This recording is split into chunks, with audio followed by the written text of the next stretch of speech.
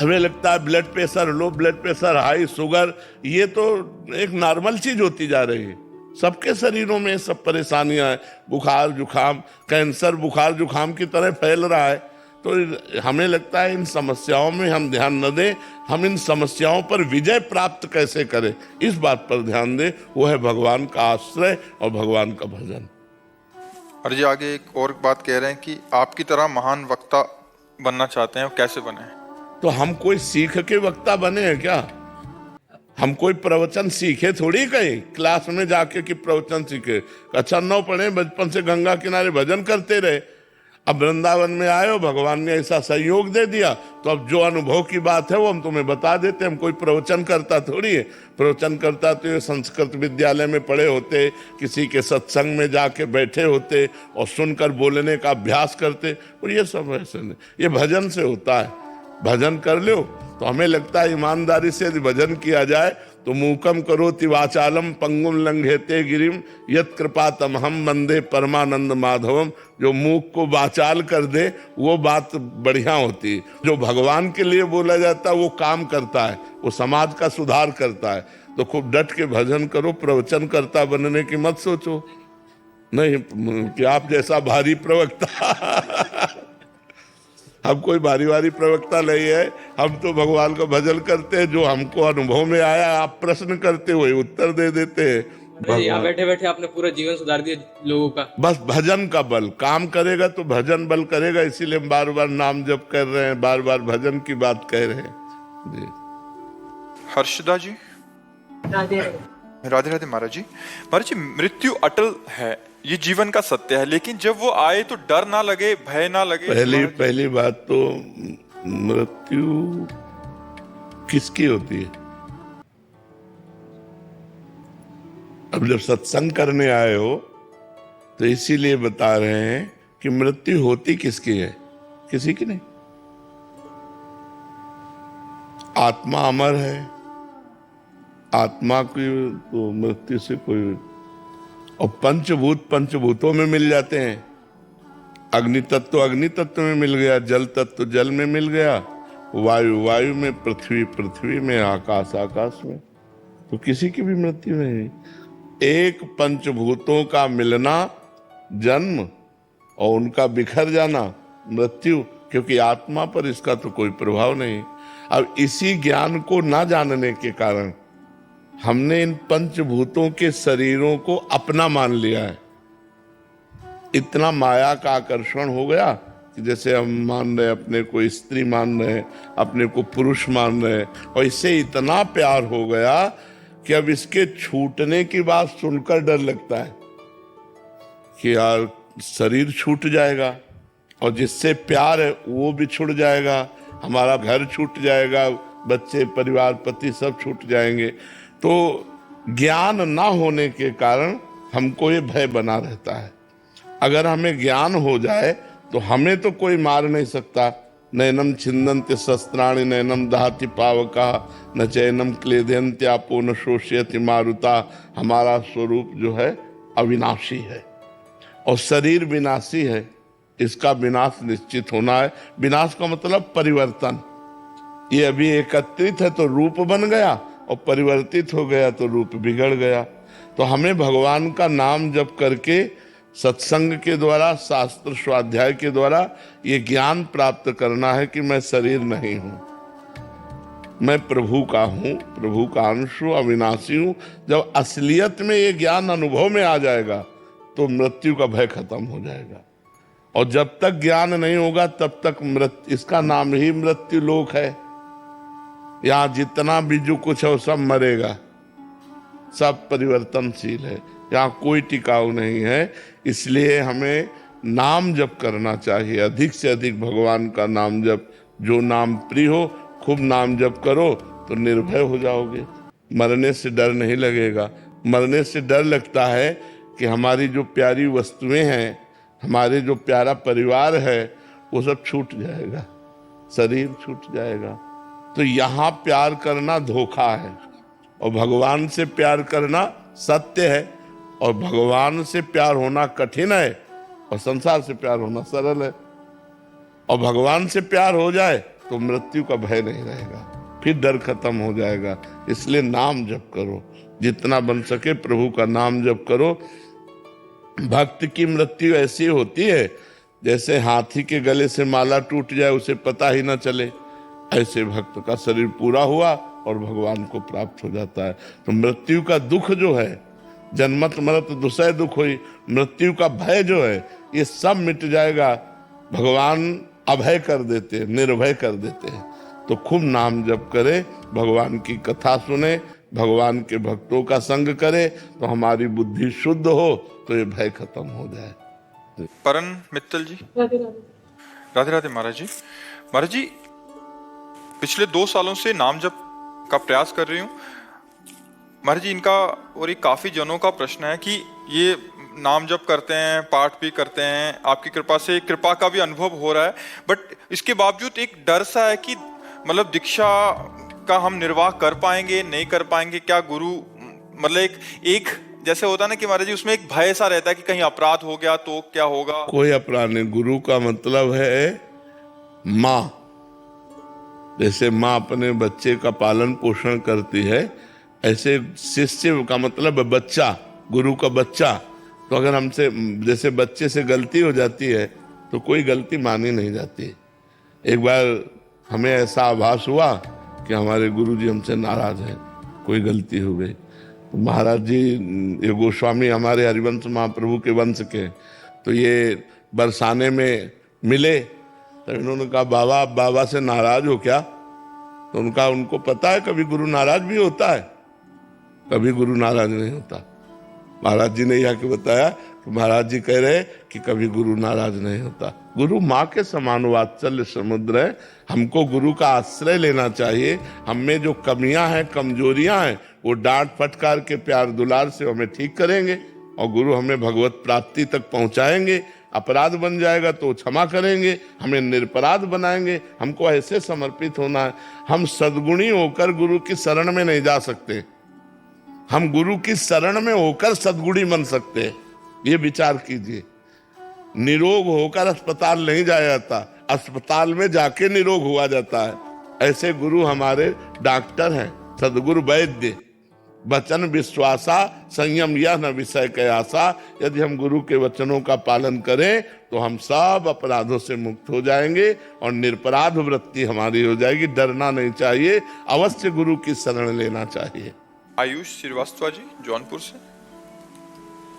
राधे राधे। राधे राधे महाराज जी। महाराज जी, रामचरितमानस में तुलसीदास जी महाराज जी ने बार बार कहा है कि राम कृपा बिनु मिले ना संता। क्या संतों का साक्षात्कार भी भगवान की कृपा से ही होता है महाराज जी? तो अब क्या संतों को पाना भी भगवान से मिलने जैसा ही है? भगवान के मिलन का संयोग संतों से बनता है और संतों के मिलन का संयोग भगवान की कृपा से बनता है। अब मोय भा भरोस हनुमंता, बिनु हरि कृपा मिले नहीं संता। जब द्रवहि दीन दयालु राघव, तो साधु संगति पाहिए। देखो, संतों के संग से ही हमारे भव बंधन का नाश होता है। भगवान का संग तो है ही, सबके हृदय में भगवान विराजमान है, लेकिन हमारी दुर्गति नहीं रुक रही। भगवान की हम पर दया भी है। सब मम प्रिय सब मम उपजाए, भगवान कह रहे, सब पर मोरी बराबर दाया। लेकिन हमारा काम नहीं बन रहा। जब संत कृपा होगी और हमारे हृदय में भजन शुरू होगा, तब बात बनेगी। गोस्वामी जी ने लिखा है, सबके हृदय अछत अविकारी, सकल जीव जग दीन दुखारी। संत प्रभाव, भजन प्रभाव, इसी के द्वारा हमारा कल्याण हो सकता है। भगवान तो सबके हृदय में विराजमान है। तो भजन का प्रभाव हमारे हृदय में तब प्रकट होगा जब संत मिलेंगे।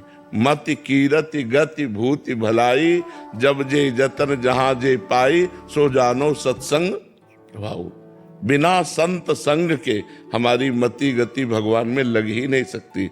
तो भगवान की कृपा से संत मिलते हैं और संत की कृपा से भगवान मिलते हैं। पहले भगवान की कृपा होती है कि उनकी कृपा से संत मिल, या फिर बहुत परोपकार कोई किया हो, बहुत पुण्य किया हो, तो भी संत मिल सकते हैं। पुण्य पुंज बिन मिलहि न संता। ऐसा भी आया है कि बिना पुण्यों का समूह एकत्रित हुए संतों का संग नहीं मिलता। तो तीर्थयाटन किया, परोपकार किया, दूसरे दुखों में सम्मिलित होकर उसको दुख को दूर किया, तो ऐसे पुण्यों का जब समूह एकत्रित होता है तो भगवान के प्रेमी भक्त का संग मिल जाता है, जिसके संग से हमें भगवान का मार्ग मिल जाता है, भजन में रुचि हो जाती है। भजन न होई संग बिनु, भजन बिना नहीं प्रेम, छिन्हु भजन न छाड़िए, धरिए ध्रुव या नेम। यदि भजनानंदी संत का संग न मिले तो भजन में प्रेम नहीं हो सकता, और बिना भजन में प्रेम हुए भगवान मिलते नहीं हैं। तो इसलिए संतों का मिलना भगवान की कृपा से ही होता है, अपने कोई प्रारब्ध से नहीं होता है, इसमें हरि कृपा होती है। महाराज जी, इन्हीं का प्रश्न है कि क्या भक्ति में समर्पण और त्याग दोनों ही एक ही हैं या इनमें कोई सूक्ष्म अंतर है समर्पण और त्याग में? अंतर है, अंतर है। भक्त समर्पण करता है और ज्ञानी त्याग करता है। भक्त का समर्पण योग होता है, नाथ सकल संपदा तुम्हारी, मैं सेवक समेत सुत नारी। मेरा परिवार, मेरी संपत्ति, मेरा तन मन धन, हे श्री कृष्ण सब आपका है। और वो हर कर्म समर्पित करता है, अपने आप को समर्पित करता है, अपने माने हुए संबंधों को समर्पित करता है। और ज्ञानी त्याग करता है, माने हुए संबंधों का त्याग करता है, शरीर से अपनापन का त्याग करता है, भोगों का त्याग करता है। वो त्याग के द्वारा ज्ञान में पहुंचता है और समर्पण के द्वारा प्रेम में पहुंचता है। और ज्ञान और प्रेम की दोनों की एक ही स्थिति है, दोनों में एक ही बचता है। ज्ञान में एको ब्रह्म द्वितीयो नास्ति, और प्रेम में ब्रह्म नहीं, माया नहीं, नहीं जीव नहीं काल, अपनी ही सुधि ना रही, एक रहो नंदलाल। एक जब पूरे विश्व में एक, तो सवाल हल हो गया। अनेक तो माया, एक जब बचे तो सवाल हल हुआ। चाहे भक्ति से हल करो, चाहे ज्ञान योग से, चाहे अष्टांग योग से, चाहे कर्म योग से, एक बचना चाहिए। वो एको ब्रह्म द्वितीयो नास्ति। वेद कहता है एक ब्रह्म के सिवा दूसरा कोई नहीं है। चाहे वासुदेव कहो, चाहे राम कहो, चाहे कृष्ण कहो, हरि कहो, दुर्गा कहो, वो एक है। अनेक रूप धारण किए हुए माया से, अनेक माया एक परमात्मा। श्याम जी मुंबई से। राधे राधे। महाराज जी, सुख एवं दुख की स्थिति में एक समान रहूं, ऐसी स्थिति पाने के लिए मुझे क्या करना चाहिए? नाम जप, नाम जप। जब तक नाम जप निरंतर नहीं होगा तब तक अध्यात्म बल प्रकाशित नहीं होगा। संसार का चिंतन हमारी बुद्धि को मलिन करता है और परमात्मा का चिंतन हमारी बुद्धि को प्रकाशित करता है।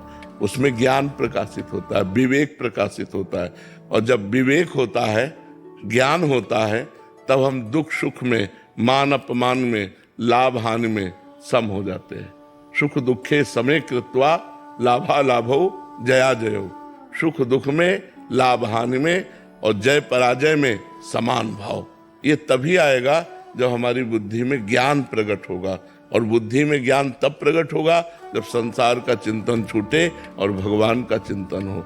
जितना परमात्मा का चिंतन किया जाता है उतनी बुद्धि प्रखर हो जाती है, और जितना संसार का चिंतन होता है वो बुद्धि बढ़ेगी लेकिन प्रखर नहीं होगी। देखो, बुद्धि बढ़ रही है, सब कुछ हो रहा है, लेकिन परमानंद की अनुभूति वाली बुद्धि थोड़ी है। परमानंद की अनुभूति वाली बुद्धि तो विवेक की तरफ से मिलती है। होए विवेक मोह भ्रम भागा, तब सब विषय विलास विरागा। विवेक प्रकट हुआ, मोह का नाश हुआ और परमानंद की अनुभूति हुई। क्या दुख क्या सुख, आपका स्वरूप दुख सुख दोनों से परे है और देह दुख सुख से युक्त है, और मैं देह हूं नहीं, ऐसा ज्ञान हो गया तो समता को प्राप्त हो गया। अब कोई हमारी निंदा कर रहा है, कोई हमारी वंदना कर रहा है, तो है कौन? मेरी ही तो आत्मा है। तो जैसे अपनी दांत से अपनी जबान कट जाए तो हम किसको गाली देंगे? अपने हाथ से अपने को चोट लग जाए तो हम किसको गाली देंगे? तो ये सब मेरे आत्म स्वरूप है। जब ज्ञान हो गया तो मान अपमान में सम हो जाता है, दुख सुख में सम। पर ये है कठिन, इसीलिए नाम जप करे, भगवान का नाम जप। कलयुग में नाम जप के प्रभाव से वो स्थिति प्राप्त होगी जो ध्यान के द्वारा सतयुग में और यज्ञ के द्वारा त्रेता में और पूजा के द्वारा द्वापर में वही कलयुग में नाम के द्वारा स्थिति प्राप्त होती है।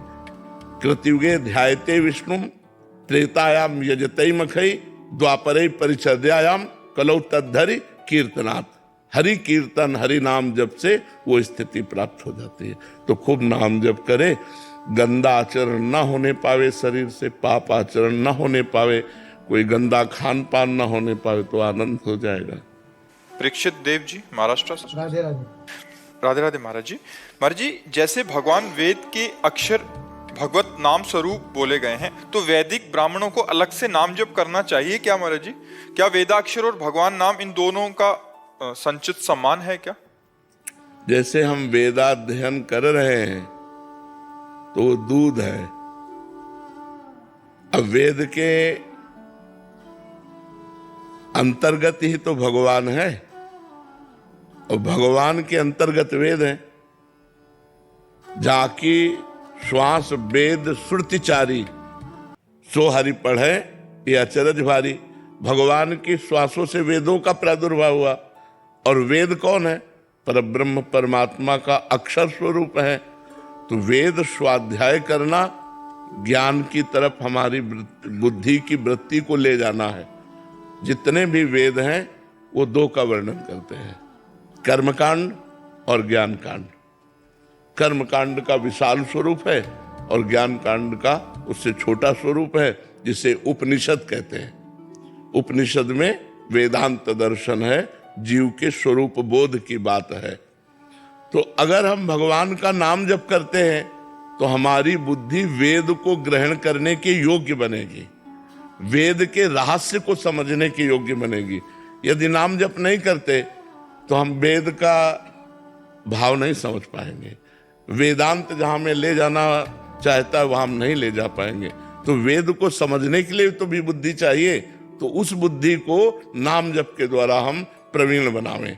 देखो, जो राम राम नहीं कह पाते तो मरा मरा रटे, तो ब्रह्मर्षि हो गए और उन्होंने रामायण की रचना की संस्कृत से, तो बुद्धि प्रखर हुई ना नाम से।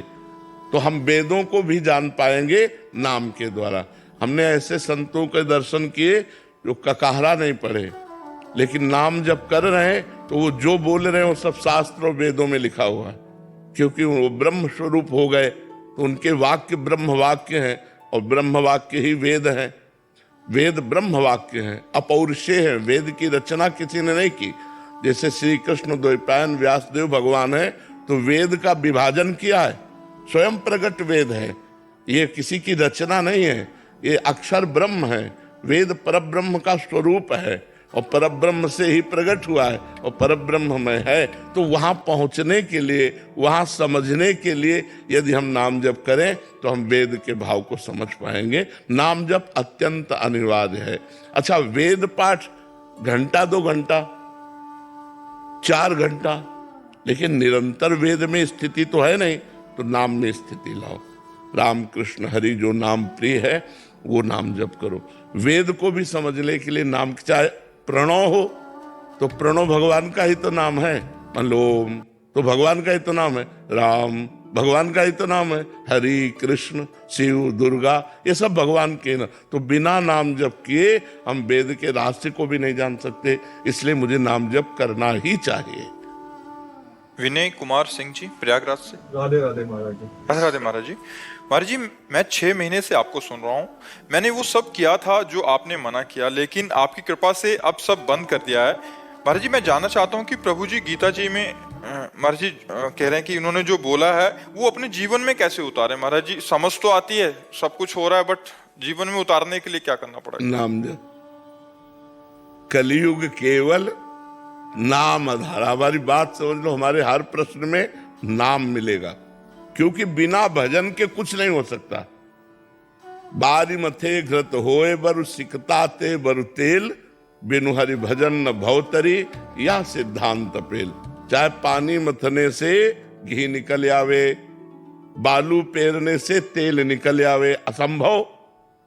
ये भले संभव हो सकता है, लेकिन बिना भजन के इस संसार से मुक्त नहीं हो सकते।